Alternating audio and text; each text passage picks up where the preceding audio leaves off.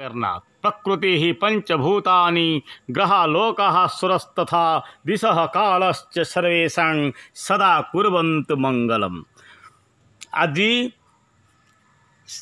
सिख धर्मर प्रतिष्ठाता श्री नानक देव जींकर 555तम जयंती रे मु समस्त सिख समाज आउ समस्त सनातनी को मोर आंतरिक शुभेच्छा और शुभकामना जनाऊँगी।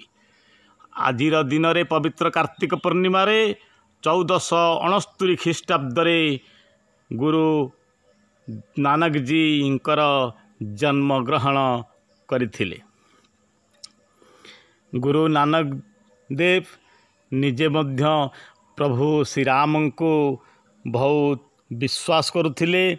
नानक जी तांकर निजे गीतरे कहते राम दी चिड़िया राम दा खेत चुगलो चिड़ियों भर भर पेट राम दा चिड़िया राम दा खेत।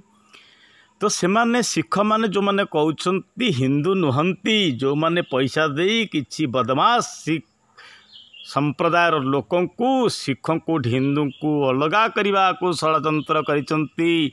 मु आज ये वीडियो माध्यम से को जनाऊँगी सिख मानकर चतुर्थ गुरुंकर नाम कौन थिला? श्री गुरु रामदास।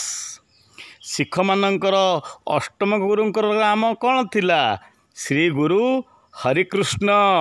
सिख मानकर दशम गुरुंकर नाम कौन थिला? श्री गुरु गोविंद सिंह। तो तेबे से राम कृष्ण गोविंद नाम धारण कहीं करथिले? से तो कही सलमान, से माने कही अब्दुल, से माने कही जोसेफ डानियल। तो से रामकृष्ण ना कहीं देले? से माने प्रकृत रे हिंदू। से गोटे समाज गठन करथिले सिख समाज जोटा कि हिंदू धर्म को रक्षा करने खलस पंथ धारण करथिले।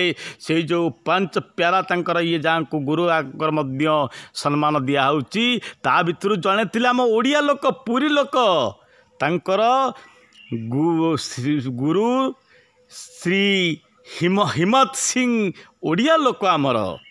तेणु सिख माने आमठू अलगा नुहंती।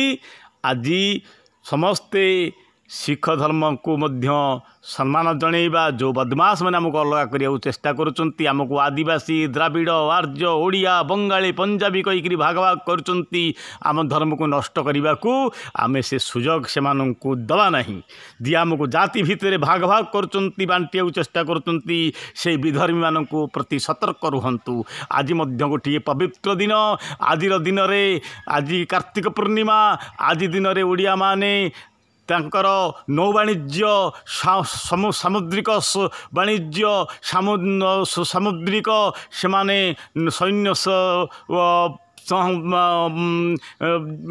चालना सबकिछि आज से माने देखैचंती। तो आज दिन होउची मध्य नौ वाणिज्यर बालीयात्रा आज दिन बाली की यात्रा करथिले जावा सुमात्रा बर्नियो इंडोनेशिया यात्रा करथिले। आज दिन मध्य देव दीपावली भली पालन करा जाए। महादेव श्री शिवशंकर आज दिन में त्रिपुरासुर को महादत्य त्रिपुरासुर को बद्ध कर देवता मानू अभय प्रदान करथिले। तेन देवता माने खुशी होई मर्त्य को आसिकी दीपावली पालन करते। तेना आज दीपावली पालन करते। आज संध्या 6टा ରୁ 8टा पर्यंत आपण माने निजे तुलसी गछ मूले हुंतु अस्त गछ मूले हुंतु शिव मंदिर हुंतु किंबा विष्णु मंदिर हुंतु दीप प्रदान करी अखंड पुण्य अखंड सौभाग्यर अधिकारी हुंतु।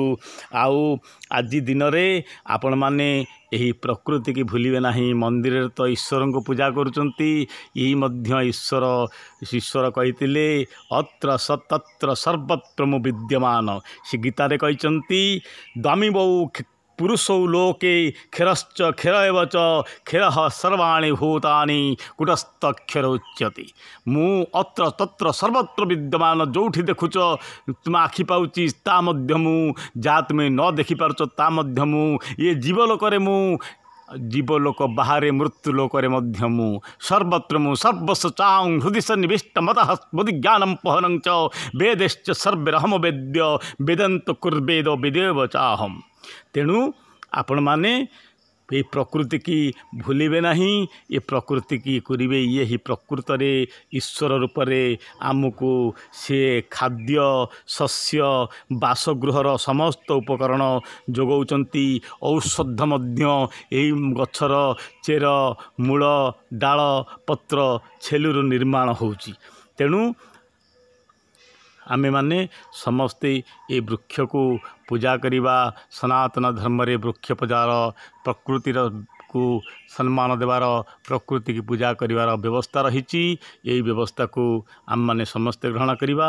आजिर दिन रे आमे समस्ते हिंदू समाज ये वृक्ष को आमे पूजा करिबा, प्रकृति की पूजा करिबा।